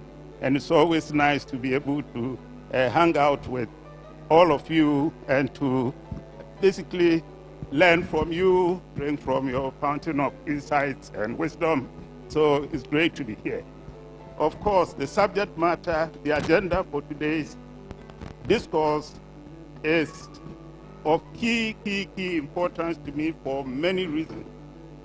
But for lack of time, let me just say that first, as we've been saying over and over again, that the constitution we have simply over-centralizes power. It over-concentrates power in the hands of the president and the presidency and the executive, and basically trashes all the other provisions that are there for our institutions and our processes of government and governance to challenge and to checkmate. The Constitution also, at the very least, has created a needlessly expensive government, especially by saddling the country with all manner of institutions of state whose utility are, to say the least, dubious. And I'm sure all of you can name institutions within the Constitution whose disappearance we will not notice at all. Then also, it is a constitution that leaves important democratic values such as, and practices such as inclusion, moderation, tolerance, only as an option and something that leaders and institutions may voluntarily comply with. Ladies and gentlemen, thank you for coming. I'll be presenting today Democracy Hub's statement on a case for a new constitution. I would like to begin this statement from a rather unusual place, a movie, a religious movie, and I hope that you'll bear me out. A few days ago, I watched the screening of a movie called The Conclave. It was about the selection of a new pope and the conclave of cardinals that had been summoned to elect the new pope. Now, every conclave which is summoned is led by a dean of the College of Cardinals. And on the eve of the elections, the dean stood before his colleagues and gave a speech of his own. A speech that struck quite a chord with me. Permit me to share some of the words from that speech with you this evening. He begins, "Dear brothers in Christ, at the moment of great uncertainty in the history of the Holy Church, we must think first of the late Holy Father, whose brilliant pontificate was a gift from God. Now we must ask our Lord to send us a new Holy Father through the pastoral solicitude of the Cardinal Fathers. And we must pray to God for that loving assistance and ask Him to guide us to the right choice. But you all know that." And then he puts his nose aside and then says, "Let me speak from the heart for a moment. St. Paul said, 'Be subject to one another out of reverence for Christ.' To work together and to grow together, we must be tolerant. No one person or faction seeking to dominate another. And speaking to the Ephesians, who are of course a mixture of Jews and Gentiles, Paul reminds us that God's gift to the church is its variety. It is variety, this diversity of people and views, which gives strength to our church. And over the course of many years, in the service of our mother, the church, let me tell you, there is one sin which I've come to fear above all others: certainty. Certainty is the great enemy of unity. Certainty is the deadly enemy of tolerance. Even Christ was not certain at the end. my God, why have you forsaken me?" He cried out in his agony at the 9th hour on the cross. Our faith is a living thing precisely because it works hand in hand with doubt. If there was only certainty and no doubt, and there would be no mystery, and there would be no need for faith. Let us pray that God will grant us a pope who has doubts. And let him grant us a pope who sins and asks for forgiveness and who carries on. The journey towards this event has not been easy.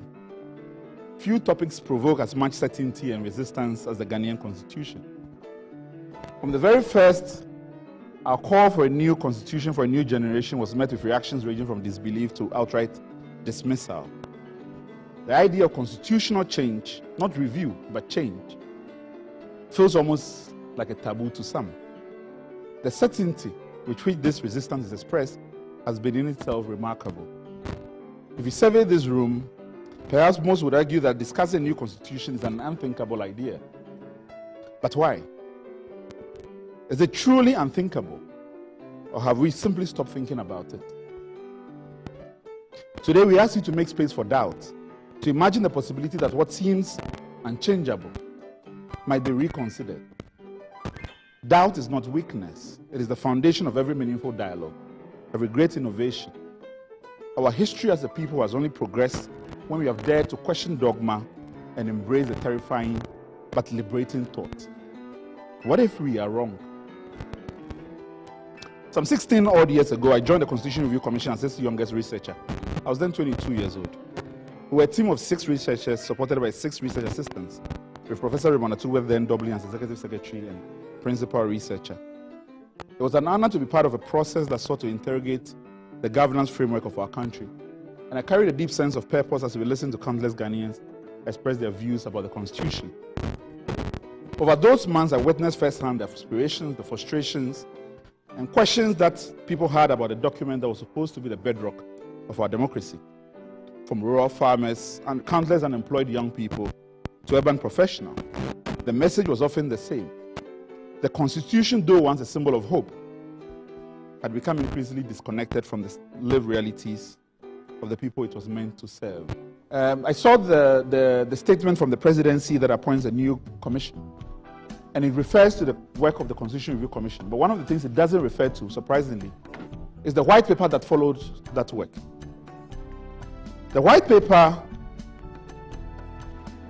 as the kids called, I remember when the white paper dropped, my former colleagues from the Constitution Review Commission drew lots, and the lot fell on me as the youngest to prepare what we call the variance report, the distinction between the white paper and what the recommendations of the commission were. Out of the 478 recommendations, the white paper accepted 229 recommendations, rejected outright 55 of them, and changed 27 of them. The white paper did not comment on 167 of those recommendations, leaving the legal status in a bit of a limbo. Now, critically, most of the rejected recommendations related to constitutional provisions. I'll try to give you a flavor of some of the rejections, okay? One, the Commission recommends that the Constitution be amended to include the basic principles of children's rights. That is the best interest of the child, non-discrimination, right to life, survival and development, right to life, right to health, participation and sense of responsibility according to evolving capacities. The presidency rejected this. Somehow the 1992 Constitution is incompatible with children's rights. It was recommended that the National Development Plan be binding, which was what Ghanaians were calling overwhelmingly for, and be entrenched. Not accepted. It was said that every citizen would have the right to enforce a national development plan for the country. Not accepted. It was said that the National Development Planning Commission would be independent, professional, multi-partisan. Not accepted. It was said that it should reduce the number of presidential appointees to the Council of State. Not accepted. That the MMDCs in metropolitan areas should be elected by direct suffrage. Not accepted. The Commission also recommended that Article 14.3 of the Constitution be amended to reduce the time beyond which a person may be detained before being brought to trial from 48 hours to 24 hours. Not accepted.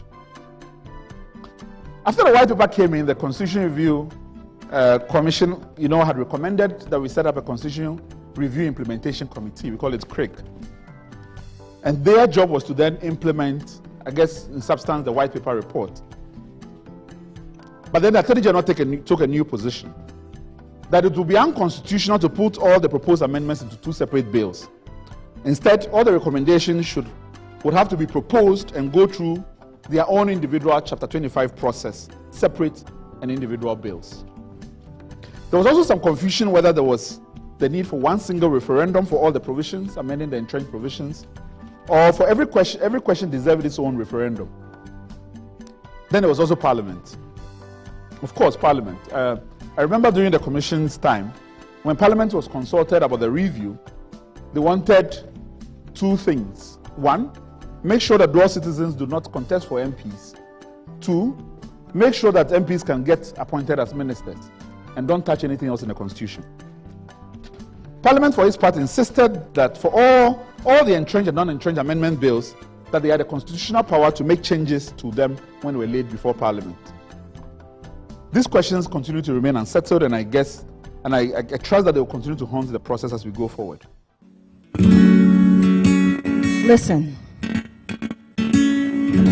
Listen to the rhythm that does not change. The stagnant thrum of power. A teeter drum beating to the same tired hand. This is not the melody of progress. It is the heavy drone of power gone stale. Ago. It clings to the skin of nations like dust after the dry season. Imagine a village where the river no longer flows, where water pools thick, stagnant, breeding diseases while life would have danced there. Ago. Do you see it? This is what happens when power sits for too long. When one man's shadow stretches across generations until it blots out the sun. In a distant field, an elder sharpens his machete under a baobab tree. His hands are calloused. His face is worn with the lines of a story which he cannot tell. Do you see this earth? He asked.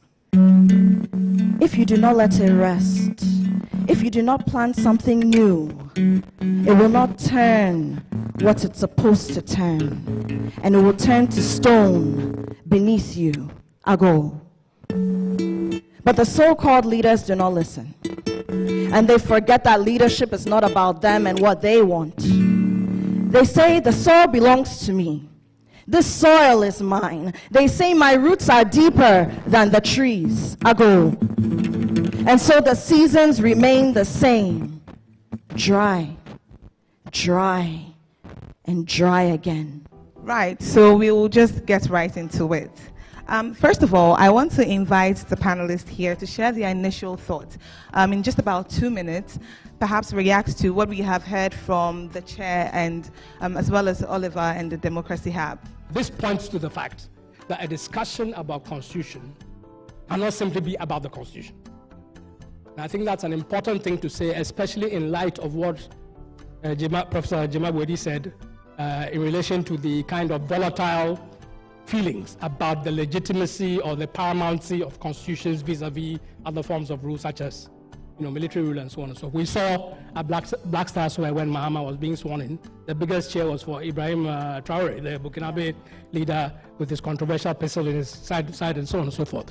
What that points to is that there's a sense in the sub-region and elsewhere in the world where people are questioning the fact that whatever we understand by the norms of liberal democracy simply facilitate the concentration of power, of wealth, and therefore the perpetuation of injustice and so on and so forth. From that point of view, I hope that the lesson that the first review that Oliver was describing, the one from 2010 to 2011, is taken on board in our discussion. One of the lessons that stood out for me, Oliver's long list of lamentations about what was rejected and not rejected, the fact is that debate was simply between the Commission and the government. No one else was involved. If today we're talking about a coalition, then it means that at least there's a sense that that debate, that conversation has to take its sources from beyond simply the specialized arenas and haloed corridors of those kinds of things.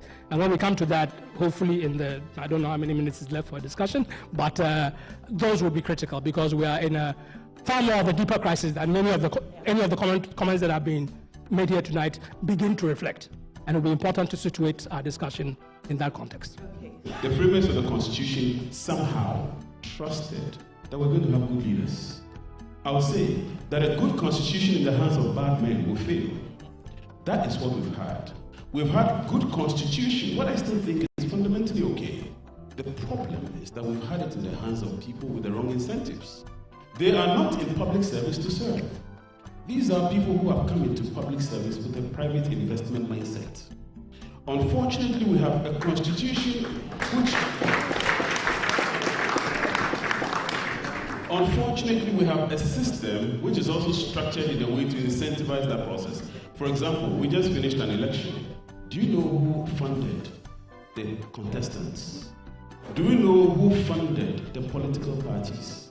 Now, if we don't care about the financiers, should we care about the corruption? We don't seem to realize that somehow there's a nexus, that people make political investment, and for every investor, there must be a return on investment. So for those who have invested in the recent election, they will soon line up for a return on investment. There are connections that we somehow don't realize. So to run up on this, lawyers don't do well speaking for short periods. But just to wrap up on this, I want you to recognize one thing. The Constitution contains problems. Some of the problems, in my opinion, require palliative response or responses. And I can give you an example, whether or not we should have a cap on the age of presidents.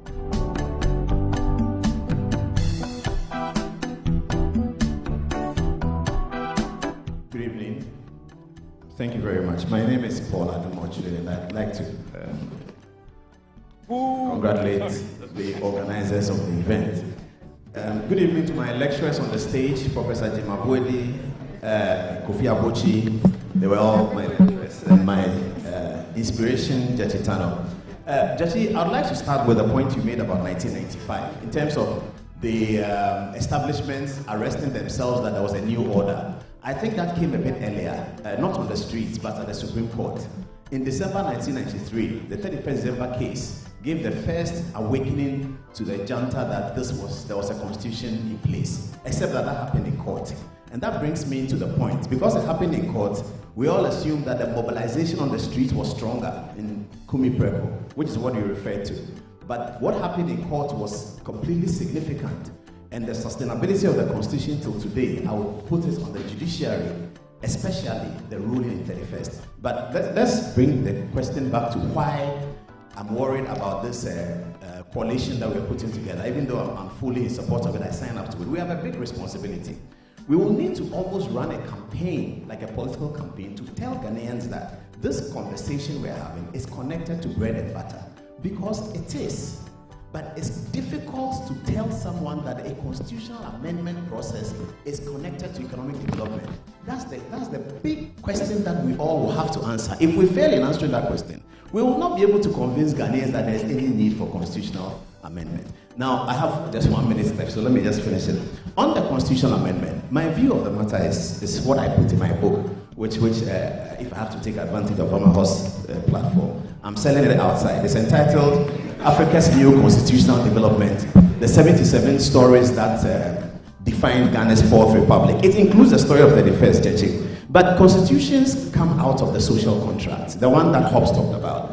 The constitutions come to arrange a way in which we distribute roles, power, mandate in a society. Every constitution does that. How to distribute it. Constitutions will usually prescribe elections as the way in which we distribute it.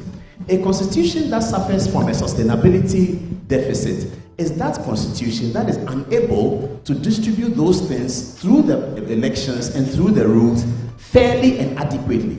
What am I talking about? Ghana's constitution suffers that difficulty because the whole constitution brings us to a winner-takes-all situation. That's the fundamental problem.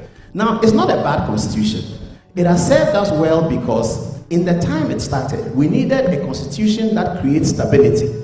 So those articles that we put in that generate stability have served us for this purpose. So it's been a good constitution. The only reason why we need to amend critical aspect of it now is that there's a change in times. People wanted stability, which those provisions that I'm going to advocate should be changed gave that stability. Stability is over. We have sustained it in terms of stability. Now, it needs to deliver those resources. Otherwise, what we're going to have is not a coup d'etat. It's something greater than a coup d'etat. Because as Professor Jimabwedi said, the survey shows from Afrobarometer that Ghanaians don't like a coup d'etat. Okay. I'm ending. So you're going to have an announcement that will look like Rawlins's announcement in 81. Right. Where he said, I have not come to do a coup d'etat. Okay, great. Thank you so much. Thank you very much. Thank you very much. Right, so let's start with, his question was rather long, so let's start with Mr. Judge Sano and then we'll come to you. Yeah, thank you very much. There's always general principles that come to a discussion like this. So my man, the priest with the collar, started, sorry, I don't know your name, Christian Council of Ghana, talked about ethics. But again, ethics have to be concrete. They have to be concrete in the context that I'm talking about, in the redress and redistribution, the attainment of justice and so on. So if ethics today, for example, that Paul Adumachi must pay property tax, must pay all the capital gains he has had in all that would be the beginning of ethics. Okay. Okay. The point is that the point is that we are in a situation where the injustices that people feel is because they see that there's this wealth disparity and so on, so it's increasing. If we talk in terms of ethics, and that ethics, for example, reflects itself in a Bill of Rights for working people, a working people's charter, women's rights, and all those things begin to make their way as foundational principles into a constitution. What's his name? Oliver mentioned, for example, universal basic income. I'm not in support of universal basic income simply because, as we know, in these inflationary times, income can just simply vanish. And what is basic income? If it is made up of substantive thresholds of, let's say, service provision, access to services, of a minimum period of paid employment, and so on and so forth. I'm trying to say, and if it is underpinned by increasing levels of local democracy, especially local governance reforms. You know, public control of certain resources, commons, lands, how do you use that to raise finance, how do you use that for investment purposes, and so on and so forth. You are beginning to get somewhere. The difficulty in a discussion like this is going to the detail. You can only establish principles, and you can only establish what the relevance of those principles on the basis of the key aspects of the context, that the key challenges, the key problematic, I think somebody used a word like that, the key problematic of the context that you are in right now. So ethics and whether we can change constitutions or not in a sweeping way, or all of that is determined by the balance of forces between the various interests. And if we are to campaign about deepening democracy, if we are to campaign about, for example, having the right of recall, somebody said, what people get to office, they don't listen. But if you are instituting democracy at a local level where, let's say, at the unit committee level, you have, let's say, a water and sanitation committee elected by the popular assembly, which if you don't deliver, you can be recalled by, you know, popular acclaim. Those principles become living principles which have direct impact on people's livelihoods, people's way of becoming active civic citizens. You can elevate that to the point where you have a right of recall over your MP. If so many, the million signatures that were for a constitution, you can have 100,000 signatures which said, we voted you in, get the hell out.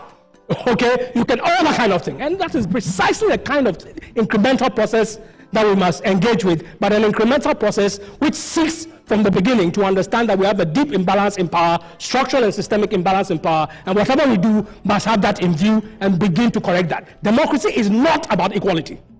If you're a billionaire and I'm not a billionaire and we all have equal right to talk, that is not equality. Democracy has to be a redress of inequality. It is a tool in the hands of the powerless to contain and roll back power. That is how you achieve equality and so on. Otherwise, you get the kind of frustrations that we saw express itself in Washington, D.C. yesterday on Martin Luther King Day, when Mr. Trump is the kind of person who comes into power and so on and so forth. Because democracy doesn't deliver. It's not a problem alone here. This is a crisis that we're facing. That inequality and that kind of devaluation of people's lives is rampant. That is the first thing that we must begin to correct. Thank you so much.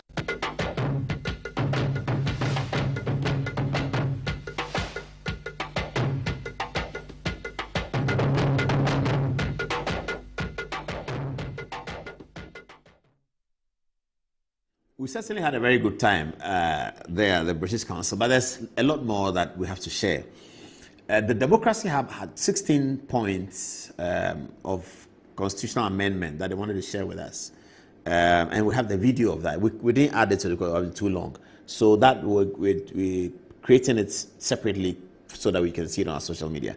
By the way, we know that some people were quite interested in the video, as others may not have been at this stage, but we'll keep building up the momentum for this conversation about constitution and show everyone that is really connected to economic development, freedoms, and economic prosperity as well. It's very, very important that we do that.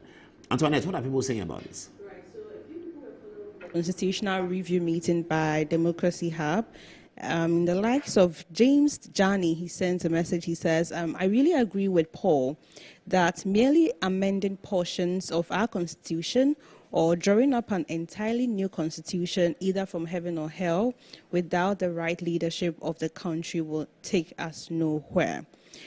Now, Bizi Nana Kwame is asking what happened to Atta Mills's constitutional review recommendations, because all this new committee is job for the party boys to have money to chop. And lastly, Abdul Fattah Tio says, interesting insight, yet another interesting journey for us as a country when it comes to reviewing our constitution. Maktiela. This one is from Kojo Jemfi. He says, a good constitution in the hands of people who come to power not to serve the people, but for private investment. Very deep. Master Planner says, Mr. Paul Adumotre always makes journalism an enviable profession, always on top of issues. Say, God bless you and open great doors of greatness for you. Lastly, from Isaac, he says, you guys should stop entertaining this Oliver guy because he's not going to follow the very ideas he's proposing when they are implemented. He seems to be a very lawless guy. All right, Fatih. So, coming from Nana Wusi says, Oliver wants to be part of this constitutional amendment. He seems to know his stuff and always coming out with new ideas. And that's my opinion. Now, Emmanuel says, please, I'm confused with the tune they sang. He means the Abri Girls. He says, it seems the same as that Citadel College tune. And then Abdul Fattah says, a good constitution in the hands of the wrong people. That's deep. Lastly, coming from Wellington Adair, he says, the American President Trump is bold and declared his stand to sign the LGBT bill. Ghanaians wants President Mahama to come out and stand on his feet to sign the bill. Now back to you, Paul. All right, viewers, thank you very much. It's past 11. It's a Thursday, so we'd like to wrap it up early so people can start enjoying their weekend. If you drink, don't drive. Let's meet again on Tuesday for another edition. More information will be coming from government and the Jubilee House, led by President John Dramani Mahama. Thanks for watching. Have a great weekend. Good night.